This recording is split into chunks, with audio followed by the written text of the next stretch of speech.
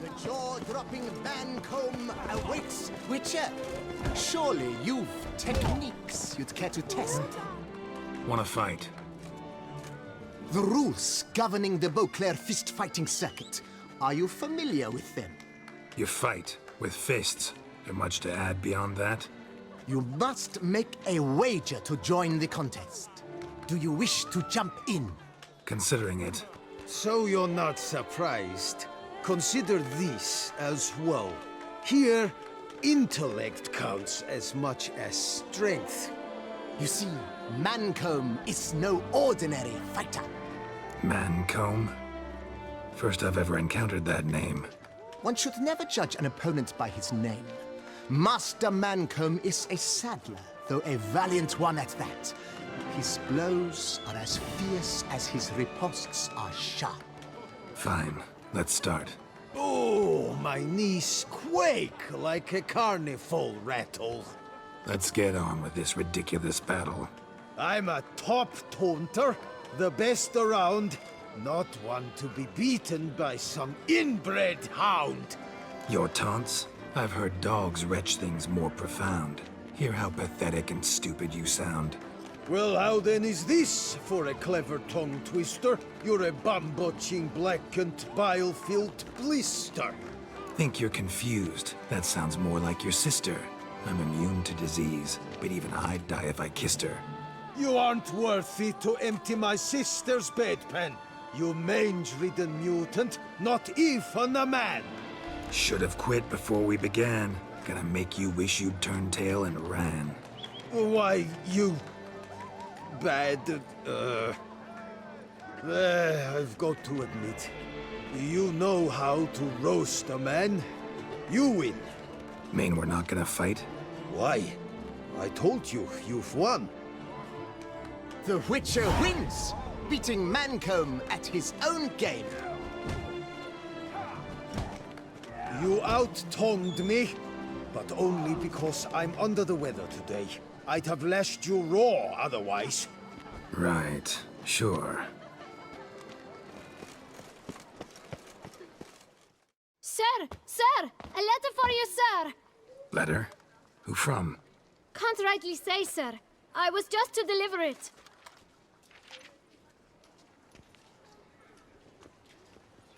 Here.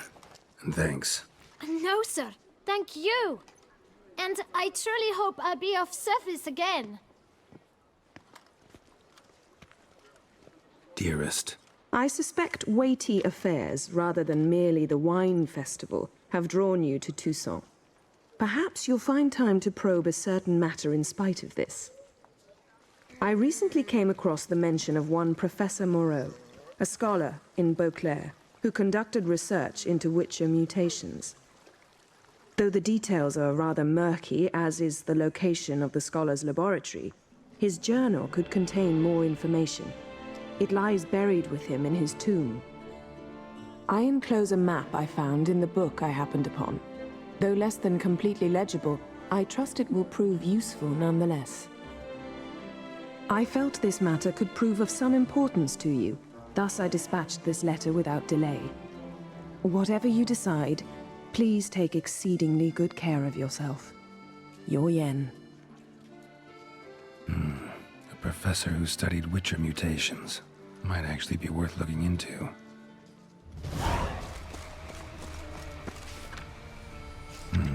Inscriptions in Elder speech. Salvation lies not in Dol Nevde, but in our hearts. Glory be to Eldarin. Damn, Professor's journal's long gone. Guess somebody else found out about it too. Should look around, see if I can find something else. Professor certainly can't do much to help me with my search. Footprints, narrow and shallow. Somebody small, light. Woman maybe? Wonder where they lead. Damn it, trail breaks off. Wonder if the grave robber learned more than I did. Won't learn anything else here. Map Yen sent me will have to do. Also, Epitaph mentioned both Eldarin and Dol Nevde, Valley of the Nine. Site marked on the map's all wet now. Sans Retour flows through there. Must be where the Valley of the Nine once lay. Need to explore the location.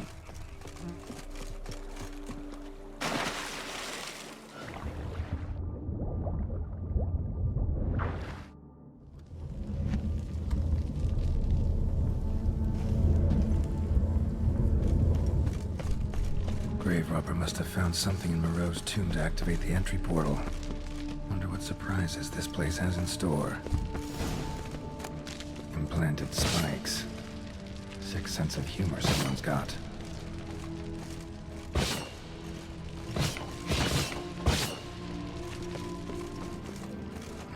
Seems someone besides me might be ferreting around here. Someone slim. No way I can slip through there. Need to find a way around. I like cats.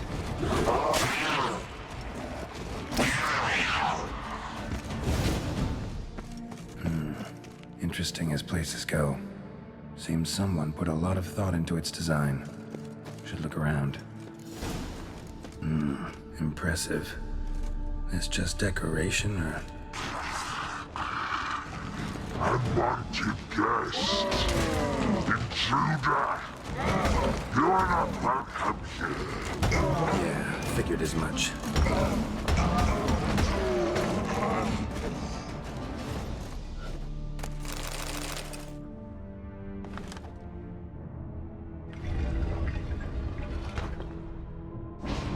Great.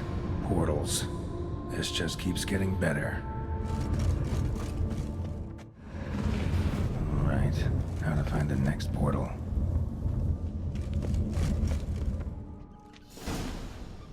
Must be where Moreau had his lab. Guessing this man didn't come here willingly. Intriguing as machinery goes, but how do I start it up? Quite the library.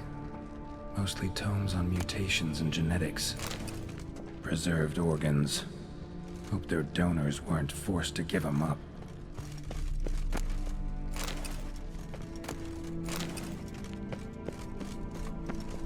Crystals. Should mount them in the megascope. This crystal must go here. All crystals in place. Show me what you got. Just need to pick an entry.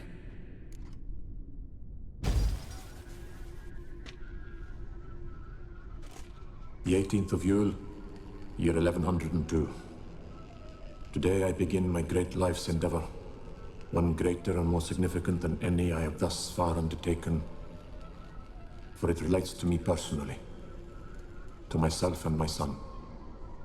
When 15 years passed, a beast of the forest assaulted me. A witcher came to my aid, saved my life. I could not know that for said salvation, I would in the end pay by relinquishing any say as to my own son's fate. Had I the skill to turn back time, I would have done so, and perished rather than surrender to the Witchers my only son. But as it was, on the day when Jerome was taken, I swore an oath on my honor that I would recover my son. Today, following years of research and preparation, I have at last devised a device that allows me to study mutations. If the gods in their goodness grant me but a bit of favor, I shall find a way to reverse said mutations and restore Jerome to a normal life. So, Professor wasn't out to enhance Witcher mutations, wanted to reverse them. Wonder if he managed, and if there's anything in it for me. Observation 22. Despite applying a surfeit of toxic substances, significantly more than usual, the subject displayed no symptoms of overdosing. I believe this to be an effect of the mutations. Thus, a minor success. This mutation should allow Jerome better to tolerate toxicity.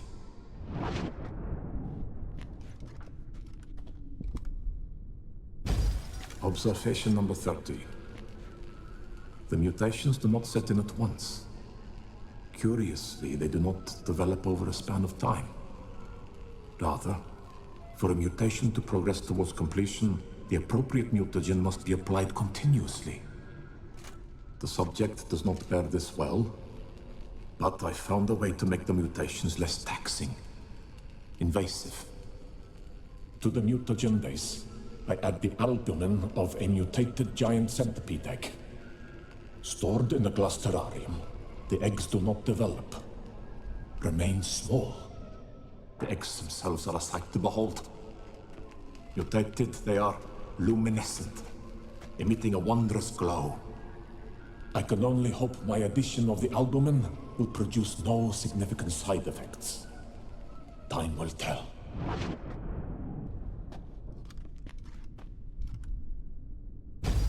Observation 58. Sometimes failure is the catalyst for success. I've discovered a method by which one type of mutagen may be transmuted into another through the addition of certain ingredients. This is a great day for science. In addition, I observed that today's dose of mutagens brought the subject to the brink of death. He then suddenly awoke, revived, his strength renewed. Not wholly, of course, but he did in a sense come back from the edge of death. Whether this is attributable to his mutations or to pure coincidence cannot be ascertained. I must conduct further experiments.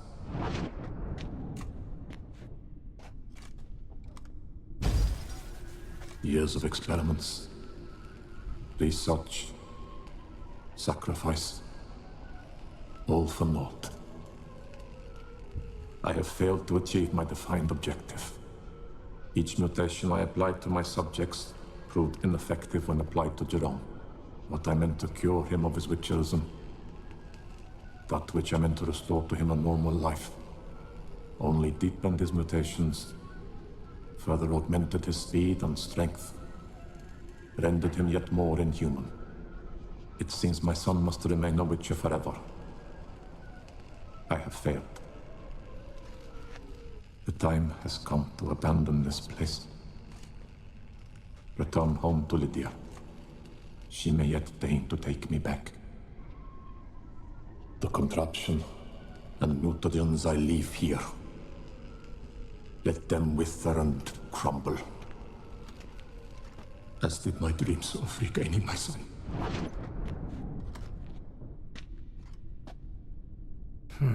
So the professor wanted to reverse the mutation's effects.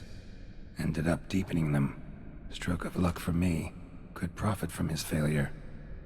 So, Professor tried to neutralize the effects of witcher mutations. Only managed to enhance them, though.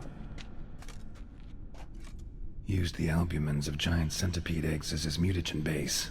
Need to go on an egg hunt.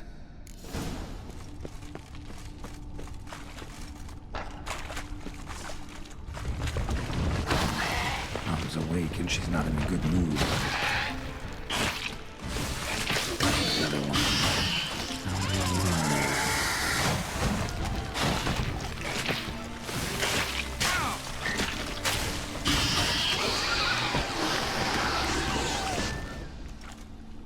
Sorry. Need your eggs.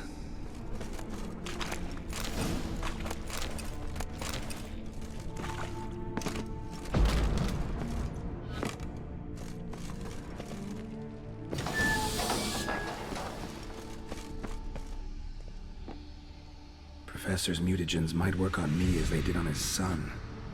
Well, time to find out.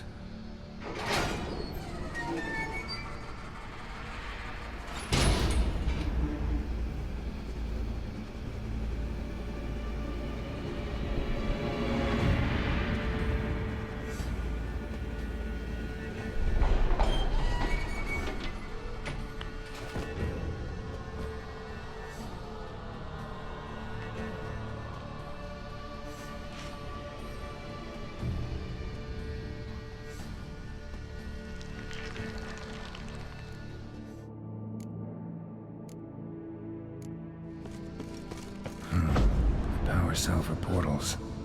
Feels dead. Maybe a sign will revive it.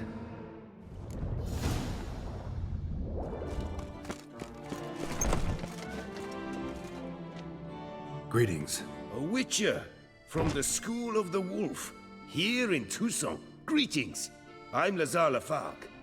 Geralt of Rivia. Would you craft something for me? Of course.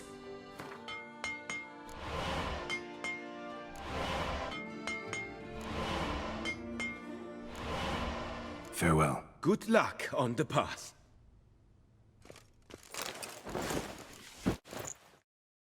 I feel like doing absolutely nothing. Welcome home, sir. I am Barnabas Basil Faulty. By order of the Duchess, I shall serve you as Major Domo of Corvo Bianco. I previously served with distinction at the Nibli family manor and in Nazaire with Admiral Rompali, who, as you are certain to know, is an extraordinary, demanding gentleman. Whoa, Barnabas Basil. One thing you ought to know. I'm not your typical landed gentleman. Truth be told, this is the first real property I've ever owned. Oh, in that case, you must leave it all to me. I shall organize, see to everything, and whip the house into order. I dare say this place will soon be the most prosperous vineyard around. Great. Can already see I'm in good hands. Vineyard comes across as a place with a rich history. Know who owned it before me? Baron Rossel, who went bankrupt, forcing him to sell the estate to the Duchess. The Baron, in turn, had purchased it from Monsieur Bolius of the Headsman, a truly colorful man of Ketweni origin. He was actually a headsman? No, not him, but his great-great-great-great-grandfather. Indeed. Apparently, he was a common cut-purse who somehow secured for himself the post of ducal headsman in Beauclair. Went about his work with an exceptional penchant. They say he chopped off more heads than there are grapevines in the ducal vineyards. He never hesitated, not once. Never sliced unevenly, never botched a job. For his exemplary service, the Duke granted him a title and this estate. Monsieur Bolius, on the other hand, was an engineer in his younger years. Once retired, he settled here and took to producing wine. Sadly, misfortune struck and he lost his sense first of smell, then of taste. Additionally, he could not drink alcohol. His medic forbade it. Shame that. He gave up making wine? Not at all. He made even more of it. Began throwing wild balls to which he'd invite friends from far and wide in order to treat them to his wine and delight in the fact that at least someone could enjoy it. It's the sort of man he was, Monsieur Bolius. Mind giving me a little tour de Corvo Bianco? Not in the least. Follow me, please. I think it would be practical to begin on the hill.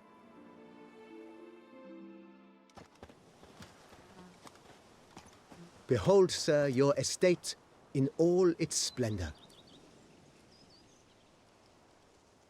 Pretty vast. Indeed. And now, sir, allow me to show you a handful of interesting details. Follow me, please.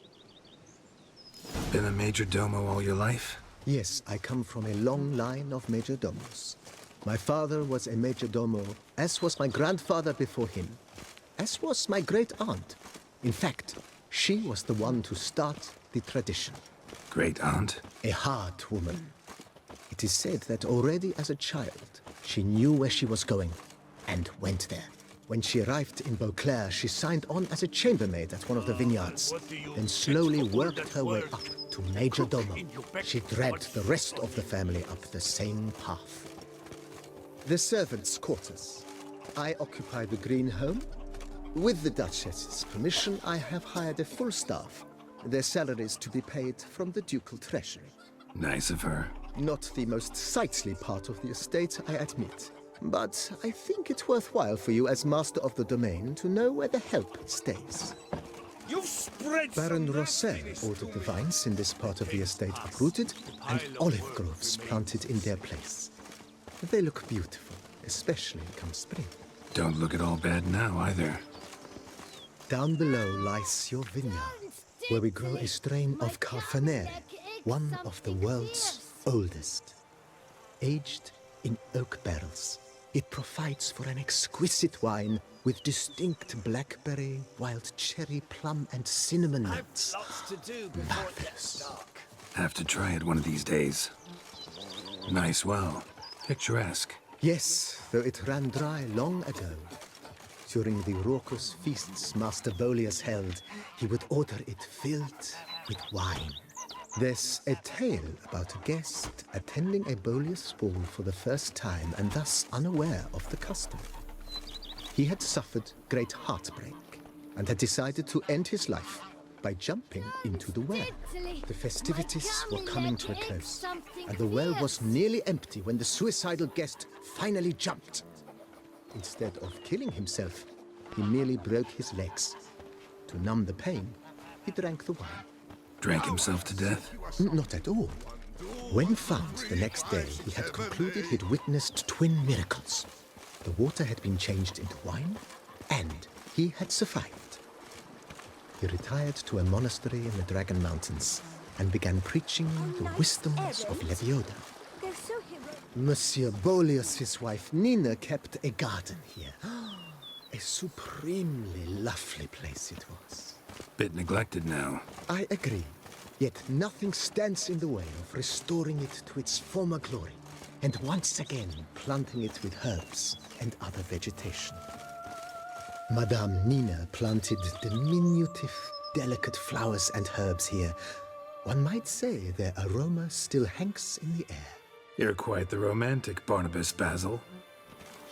This served as an additional wine cellar in years of plentiful harvests. Bit of work and it'll make a fine stable for Roach. The cellars, voila. During Monsieur Boleus's time, wine was kept here, but Baron Rossel used it to store olive oil as well. I took the liberty of cleaning up the mess, which I made while fighting the Bruxa. Thanks, Barnabas Basil. Appreciate it. As you can see, the facade is, how to put it, slightly stained. But one cannot deny it a certain subtle southern charm. True, though it could use a bit of subtle paint. And welcome inside. On the left is the master bedroom. On the right, the dining hall and kitchen. Upstairs, you shall find the guest room, currently used for storage. Not a bad idea. At the moment, the house is only minimally furnished. Yet I believe we will, together, devise some innovative arrangements. A few paintings, for instance, would breathe new life into the abode immediately. With that, sir, you've seen the full lay of the land. Corfo Bianco is a beautiful estate. But one must admit, time has taken its toll.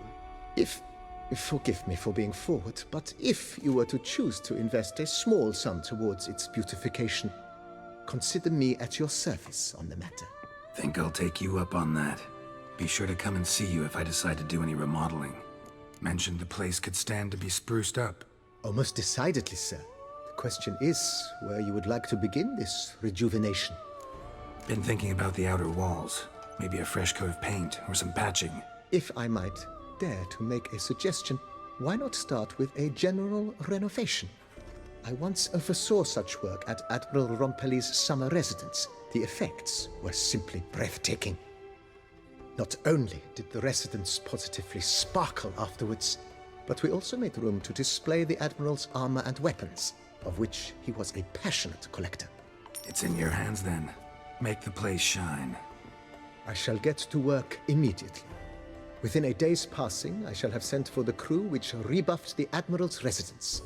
They are the finest specialists around. Highly skilled at what they do, it shall not take them too long, I wager. 2 days after they begin, your eyes will behold your residence in its refurbished, rejuvenated, beautified state. Got these spacious grounds. But maybe it's time to make them more, useful. Oh, yes, we certainly should. The way I see things, given your trade, sir, you would be wise to put in a grindstone and an armorer's table. A good way to start things off, don't you think? My armor needs work from time to time. You know, oil this, reinforce that. Could use a decent work table where I could do all that. Admiral Rompelli once hired a specialist who made the finest armorer's tables this side of the Yaruga. I will contact him at once. Good. Order me up a table like that. Immediately, sir. I expect it will take at most 1 day to arrive. In my trade, my blades get dull pretty quick. Could use a grindstone, professional grade. Of course. No one would consider that an unnecessary extravagance, I would wager. Then send out for one, please. A high-quality stone to be set up in the yard. Of course. I shall send a runner to town at once. I believe you shall be grinding to your heart's content by tomorrow. Will you be needing anything else, sir? That's all for now, BB. Thanks.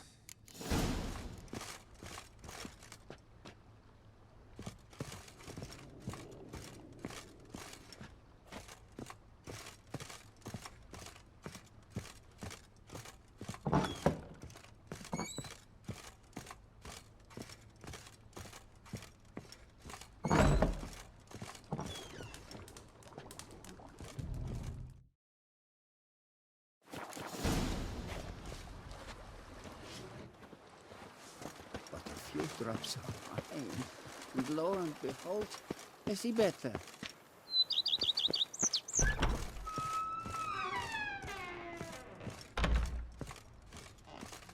Renovations coming along all right, Barnabas Basil?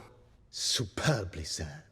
General refurbishment has been completed, and I took the liberty of adding 2 racks, each upon which you might hang weapons and armor, if you've some pieces you'd like to display. Likewise, I have prepared a few spots in which new paintings might be hung. In other news, the laborers dusting out the cellar have made a most unusual discovery. I believe it's something you'll wish to see. If you say I should see it, I'll go see it right now, BB. And lo and behold... Strange. Something behind this wall, I think. A laboratory. Must have been an alchemist at one time. BB, know anything about the laboratory in the cellar? One of the previous owners take an interest in alchemy? A laboratory? Alchemy? I know nothing of it. But I understand that to a witcher this must be a very intriguing find. It is. It was walled up. Equipment's pretty ancient too, so it must have belonged to someone who lived at Corvo Bianco before you started working here. Whoever it was sure knew their stuff, though. Got dragonglass vials and flasks, stills, sublimators, vengerometers. Forgive me, sir, but I fear I don't follow. Just saying, it's top-notch equipment. True masterpieces of craftsmanship for use in alchemy. Brewing a concoction with this stuff versus doing it over an open fire? Well, there's no comparison. Then I am all the more delighted you discovered it, sir. Starting to really like this place. Maybe we should keep going, refurbish some more. What do you think, BB? As you wish, sir. Shall we see to the house or the grounds this time? Feels like by investing a bit of coin, I could make the house more functional. Indeed, momentum is best maintained once established. Now that we've finished the general renovations, you might begin to consider such things as a new bed, or additional armor stands, or weapon racks. Also, some new furnishings and a fresh coat of paint on the walls would do much to improve the guest quarters. Thinking about buying a comfortable bed. Always wanted one. Excellent idea. In your profession, rest is supremely important. But say the word, and I shall order you a bed from the carpenters who craft comfort for the court. Great. Order me a fine bed, please. Think I deserve one at my age. True indeed, true indeed. I shall send a runner at once. The bet will be in place by this time tomorrow. Could use another weapon rack. Got some interesting pieces I'd like to display. I know of a carpentry shop in town which crafts the humblest lumber into true masterpieces. You need but give the word. Fine. Order the racks. Of course, at once. At most 1 day for them to arrive, is my estimation. Along the path, I've often picked up well-crafted, beautifully ornamented armor. Some of those pieces would look great on display here. I agree. It would lend the place a certain witch's air. Shall I order new stands at once, sir? Yes. Just please make sure they're solidly made and nicely finished. It goes without saying, sir. There is nothing worse than splendid armor upon a subpar stand. By this time tomorrow, they shall be ready to display your finest finds. Was wondering about the guest room. Not that I'm expecting company, but... Oh, but that is immaterial. All self-respecting homes should boast a comfortable guest room. What if someone were to drop by unannounced? Yeah, sooner we start on that the better. I can tell a man of action immediately. I'll see to it myself. The room shall be ready in 2 days, in my opinion. Starting to get into this whole renovating thing. There must be other things we can improve. What a splendidly wise idea. Now that the general refurbishment is done, why not see to the grounds? Perhaps renovate the stables, or return Madame Boleus's garden to its former verdancy? You know, Roach, my horse? Well, we've been through a lot together. And since I finally got a decent place to stay, I think she deserves one too. Oh, a sturdy stable testifies to a most honorable owner. Just say the word, and I'll have them start working on it at once. My Roach deserves the best. Have them refurbish the stables. I shall get to work at once. Yet finding workmen and completing construction takes time, though likely no more than 2 days. So, sometimes I have to brew a potion, but I can't find the herbs I need growing anywhere nearby. Well, you're in luck, sir. The flower garden, once kept by Madame Nina, Monsieur Boleus's wife, seems the ideal place to cultivate herbs. In fact, it's roomy enough to plant shrubbery. Good idea, Barnabas Basil. Herbs there will save me hours of painstaking searching and harvesting. The idea is yours, sir. I am but the humble executor of your will. I believe we shall have sown the first seeds in 2 days' time. Will you be needing anything else, sir? That's all for now, BB. Thanks. A bushel of grapes is more a burden than that steel of yours.